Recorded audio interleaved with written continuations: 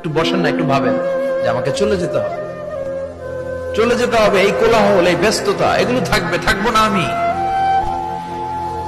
সাইয়েদনা ওমর ফারুক বলেছেন, মুতু ক্বাবলা আন তামুতু, মরার আগে একবার মরো। হাসিবু ক্বাবলা আন তুহাসাবু আলাইকুম, তোমার হিসাব নেওয়ার আগে তুমি একবার নিজের হিসাবটা করো না। একদিন তোমারি মসজিদে হবে এলান,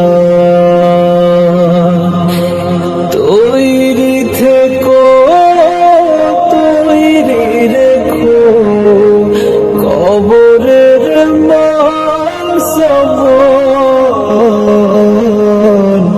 একদিন